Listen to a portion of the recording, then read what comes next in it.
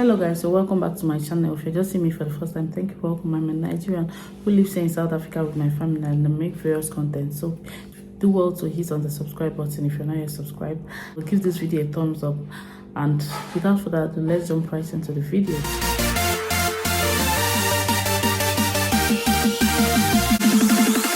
To all my returning subscribers, thank you very much. I appreciate each and every one of you. So you know guys, with those I shall speeds coming to Nigeria, it keeps opening my eyes and all that.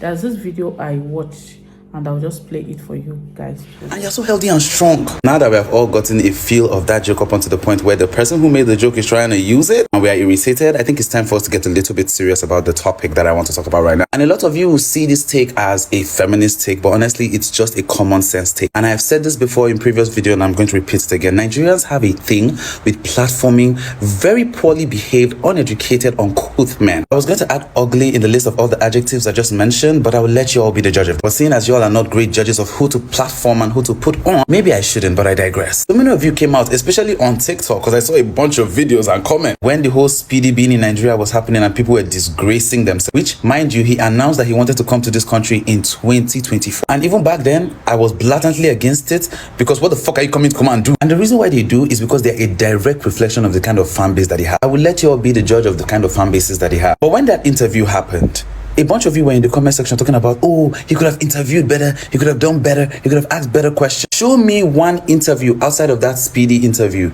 that he has asked reasonable questions. If he's not interviewing a woman and asking some stupid misogynistic comments, he's interviewing a woman and asking her to say stupid shit like, damn baby. You all watch his videos, his interviews and enjoy it, surprisingly.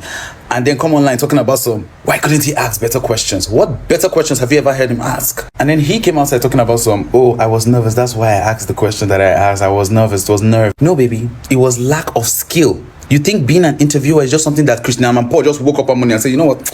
I want to interview the president of America. And that's how it started. You don't think training went into that shit? You don't think genuine interest beyond wanting clout went into that shit? There is no growth in craft. There is no education in content. It is the kind of content that you watch and you lose brain cells. Someone who creates content like that is somebody that you're expecting to ask reasonable questions. There are 5 million questions that you can ask. Or you could see him wanting to say down, baby. It was in his body was shaking. And this is more a drag to y'all than him. I want us to really sit to ourselves and ask ourselves, as Nigerians, why do we like rubbish? Why do we like rubbish, stupid content that does not make any lick of sense? Let's be asking ourselves those questions. Basically, this guy was talking about how we Nigerians enjoy and indulge more in frivolities and endorse people that we shouldn't endorse, basically, because he was talking about that interview that Igongo interviewed Aisha and people were kind of criticizing him. Yes, while it's okay to criticize him and while we agree that that guy Igongo, he messed up with the interview, but he was like asking, is he not the kind of people that we make celebrities in Nigeria? Is it not the kind of people we indulge, we focus on? And you know, it's all about the kind of content we enjoy.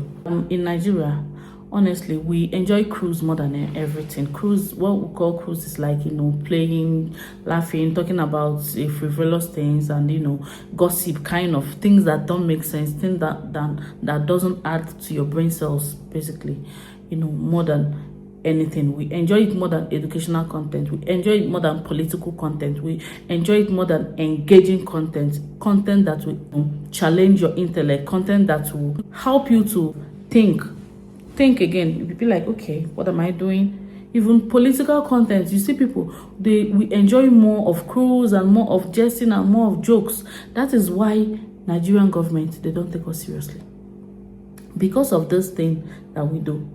The government don't take us seriously, especially the youth. The government, they know how to distract us, you know. And even the international community, we are beginning to lose credibility. Yeah, we are beginning to lose a lot of credibility because if you people are all about jokes and fun and laughing and 001, Wizkid FC, this one, that one, how will you guys be taken seriously in the international space, in the international community? Honestly, when it comes to things that will help build the nation, okay, let's take for instance now, election is coming. You will not see Nigerian youths talking about election. They will just talk about it in passing. Everything is a joke to Nigerians. That's why the country is turning into a joke, a big joke. And you know what? We are all suffering it, especially if you live in Nigeria. Unfortunately, even if you don't live in Nigeria, you're also suffering it because you're Nigerian. No matter where you live, you're still Nigerian.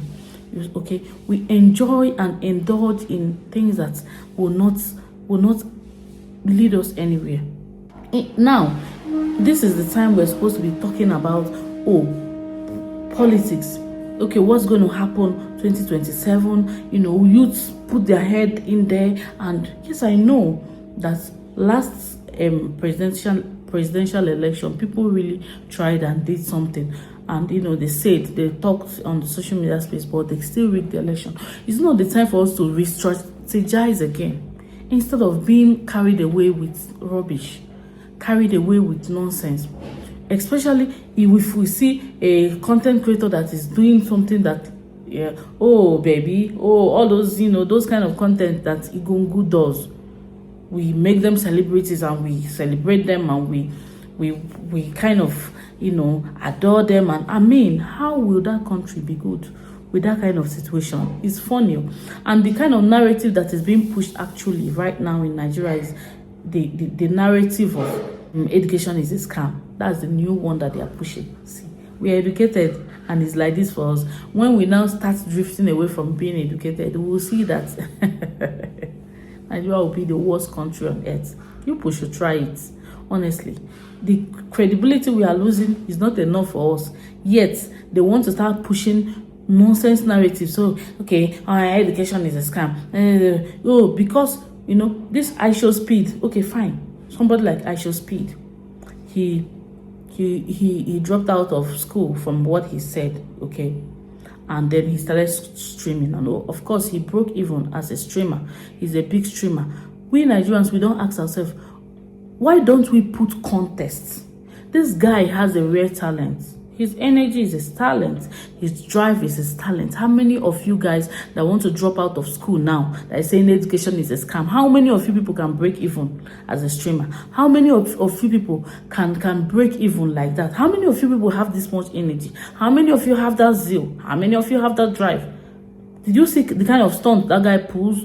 The stunt that he jumped up when a sports car was passing and he jumped up. Can you pull those stunts? When you want to talk about education is a scam, yes, I know that there is not only education that will lead you to success in life, but I mean, they don't add contests. They just go with the bandwagon. The way Nigerians go with the bandwagon, it's so alarming. That is why somebody like Igungu came and he couldn't conduct a simple interview, just like that guy said. What is there in asking about the country, how you're enjoying the country, or how you feel as a young person that has attained fame, or how you feel, what are your future dreams? Where do you see yourself in the next 5 years? What do you want to achieve? Simple questions that an elementary school kid can even ask. Because now people are kind of embracing people that not going to school. It's a narrative they want to push. By the time people will push that narrative of don't go to school in Nigeria, start streaming, doing only if you talk, they will just cite IShowSpeed. He was not educated. He didn't go to school. He dropped out. And they'll cite Pella. He dropped out. They even cite Bill Gates, Elon Musk. They even cite Mark Zuckerberg.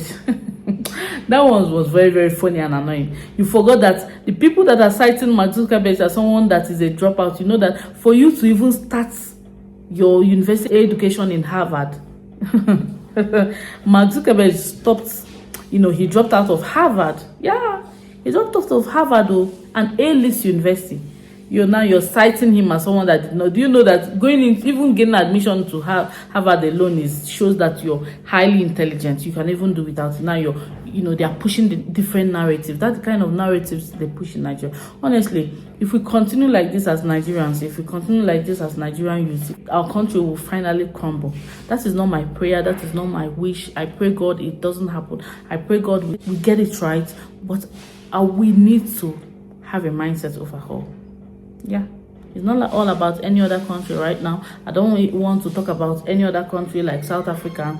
We already know the country that are doing better than us. We already know Ghana, South Africa, Kenya, all the countries. We already know what happened during Aisha Speed's visit, how people perceived us, and how we conducted ourselves, how we showed ourselves, how we showed up. We already know how much hunger is in Nigeria. We already know how people are suffering. You already know how much people are turning, are now comfortable with the culture of begging. That's the new one again. I think we need to talk about it. Do we want to turn into beggars in Nigeria? Maybe that's a video for another day, because it's becoming a culture. There's even somebody that said he's the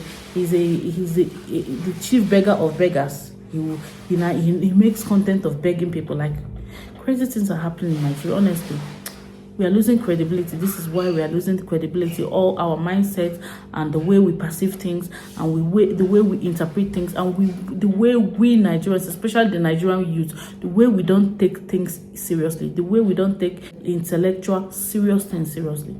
May we not lose credibility as Nigerians, because we need a good Nigeria that we are going to live for our children. At least I need a good Nigeria that will live for my children. So that country must not lose credibility. We must get it right.